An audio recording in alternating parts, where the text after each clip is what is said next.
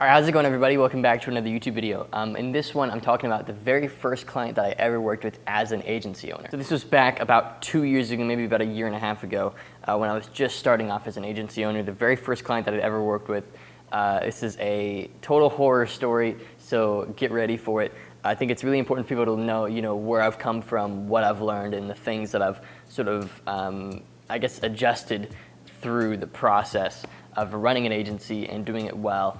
And I wanted to share with you, what I'm learning along this process, what I've learned along this process, and maybe just give you really a good case study of my first client, so you have this idea of, you don't have this idea of like perfection. You just understand that you have to get moving and you have to give this a shot.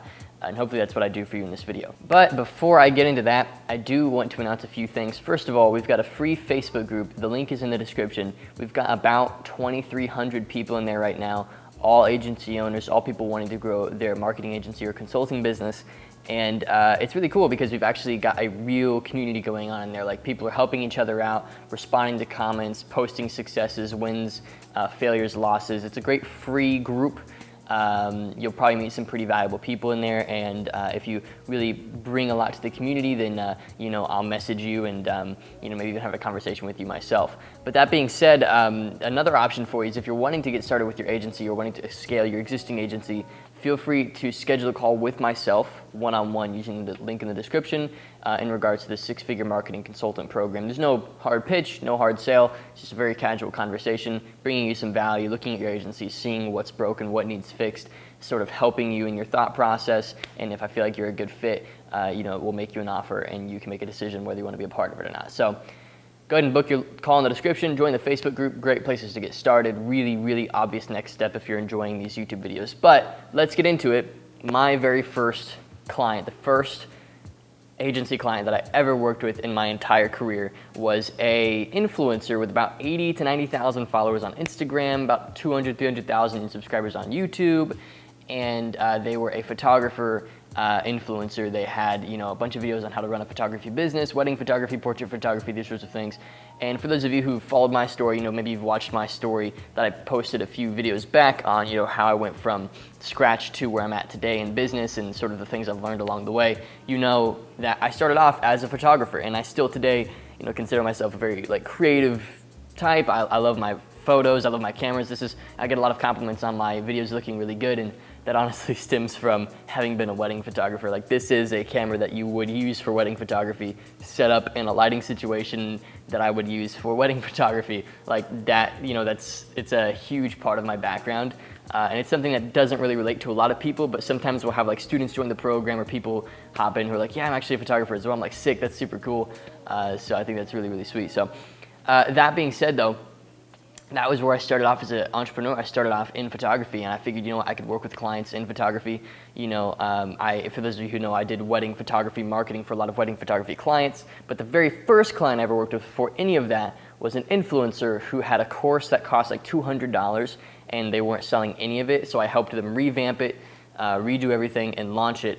And it went like crap. I thought we were going to make like 30 to 40 grand a month for the client. We probably did $3 grand a month on a good month with this program. And it was because at the time I didn't realize that it was more important to sell the outcome of the program than it was to just sell what's included. And so on our sales page and on our marketing, we talked about what we taught, what was included. And the problem was most people were like, oh, that's what they teach. Okay, I could just go Google that, instead of really buying the result, which is also what we teach in our agency program, where we teach you how to start and scale your agency. We don't tell you to list what you do for clients. We tell you to sell them on the results that they're going to get and sell them on the transformation that it'll bring to their business, right? That's really what you're selling at the end of the day. And so I didn't have the understanding with the client. They were probably paying me at the time about $400 a month, if I'm correct. And my job was to set up the sales page, set up the inside of the course, help direct the course, and then also I was running ads to collect emails and set up for a launch and everything like that. And day one, I think we did $2 grand, and then things stalled from there. So it was a pretty crappy experience. Not because we didn't make the money, but because I promised so much higher and I wasn't able to deliver. And then the client got pretty upset. And I managed the situation very poorly. Instead of admitting fault and figuring out how we do it next, I started coming down on the client and attacking them and saying, well, you didn't do this. And it was just a whole mess. I had no idea how to navigate, business relationships, and I was a total punk, and I ruined the whole thing. Had to give them a refund, and then they ended up like blocking me on social media sites and everything. So it was seriously like a bad experience, and I don't recommend doing what I did. But I do want to talk about some of the lessons that I learned from that I applied to my next clients moving forward, and some of the lessons that still sort of, ebb and flow in my business today from the lessons that I learned from that first client. So let's get into that in this video. The very first one is expectation setting. So if you are setting expectations too high and you're not giving yourself room to over deliver, then you're really in for a lot of crap. Like, you want to set expectations really low, tell clients, hey, we may or may not be able to get these results. Here's the best case scenario and the worst case scenario. And the best case scenario should be like something that you think you could achieve reasonably, so that you have tons of room to go way harder for clients. Like just this week, we brought on a client. They've got about 150 YouTube subscribers, 150,000 YouTube subscribers.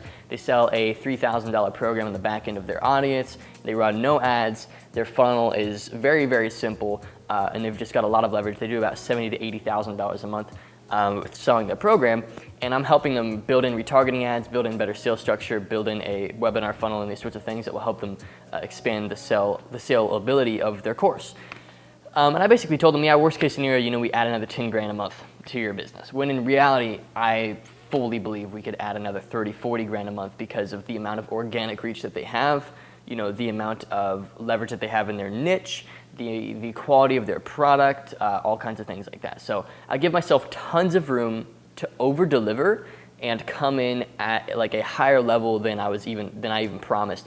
That way the client's expectations are over exceeded. They're happy to have worked with me, and they want to continue working with me out into the long term. The next thing is managing client. Like, you got to understand that once they're sold on working with you, you're continuing to sell them. So just because they said, all right, yeah, let's do it, let's sign the contract, does not mean they're sold. Because they could always, void the contract and ask for a refund, to do all these things. Like, you're continuing to sell them. So my advice to students is, when you bring on a client, figure out short-term ways of creating return for them so that you can focus on what works in the long term. Like, for example, I'll use this client again as an example, the one we just brought on this week. We're running retargeting ads. So basically targeting their previous YouTube viewers before we start playing with cold. Because I know cold will work for them, and I know that if we could get like a webinar funnel or a case study funnel working on cold for this client, which is just an ad to a landing page where they can opt in, watch a video, and if they like what they're learning in the video, they can schedule a call or just buy the course right out. And I know that could work, but the problem is, it takes a while for that to work on cold. So if we were to just launch cold ads right now, it could take us a while to iterate those ads, get the funnel right, get the offer right, everything like that. It'll take us a good amount of time to get that dialed in. But I know that there's a huge gold mine just sitting there waiting if we just start retargeting previous YouTube viewers with a, hey, come check out the course or come book a call to action. So we're doing that. And I think that month one will add a lot of revenue, and who knows what that will do. So we're giving this client short-term and long-term ROI, so that the month one they've invested, we just boom, immediately out the gate, make them a ton of money, and then slowly transition into that long-term play where we're going, to strangers. Instead of just targeting their existing viewers, we start going broad and hitting strangers with ads and trying to get those people to convert, which is a way more tricky science than just retargeting existing audience members, right? So that's two things, expectation setting and then short-term and long-term ROI. The last thing is in only accepting to do what actually moves the needle for the client. So one of the things that really caused this first client experience to just bomb was that whenever they said, hey, could you do this too? I said, yeah, sure, absolutely. I'm happy to help however I can. And so I ended up doing the sales page and the tracking, and I ended up helping her host the course. I ended up helping them, I said her, but whatever, still doesn't reveal their identity. I ended up helping them with all kinds of things that I really shouldn't have been helping with. Really what I should have been doing is just directly building the funnel to sell the program, and then running ads to get people to go down it, and helping them promote it to their audience, right? That's really all I should have done. But I ended up doing all kinds of things, like helping them develop the program and helping them with the back end, support requests on the program, and helping them with the Facebook group and going live in the Facebook group, and helping them with, all kinds of stuff. just all kinds of things, like helping them with their camera setup for their content, helping them with, their post schedule for Instagram, all these things that really weren't in the wheelhouse. And that's because I wasn't able to say no. And what you'll notice is that, you think as a beginner that when you say no to a client, you say, hey, I don't really want to help you with that, I want to focus on what matters. They'll be like, whoa, that's kind of rude, shouldn't you be willing to help? But really you're doing them and you a huge favor by saying no when you know that it's not what needs to be worked on. Like for example, if any of my clients said, hey Trey, would you want to help us build a new website for our business? I would say, no, I don't, because I don't think that's where I'll make you the most money. I think what I specialize in is helping you land qualified sales calls for your offer, and I feel like a website doesn't really play a direct role in that. So if you'd want a website built, I know some people who can do it for you, go check them out, but it's not my role. Sorry, I think I bumped the mic there, but that's not my role, right?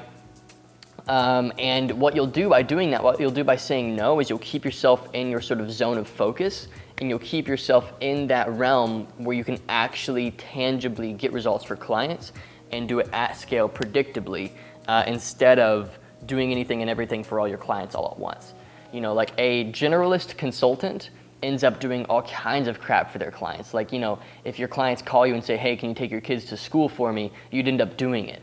But my whole thing with my audience and my students and people who watch my content and learn from me, I do not want you to be a generalist. I want you to be a specialist and know exactly what you do for your clients, when to do it, and how to do it at scale, so that you can make the most money and make the most impact in your clients' businesses and in their lives. So those are 3 huge lessons I learned from my first client and the massive bomb that I experienced with them.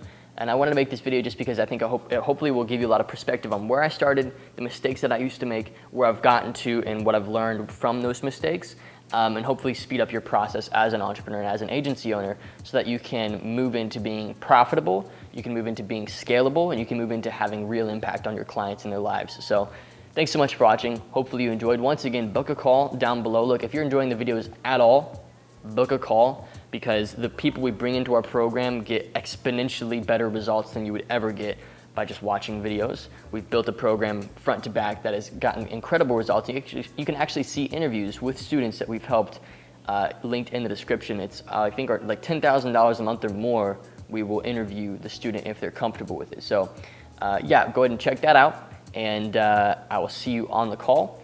Otherwise, enjoy the videos and have a great one.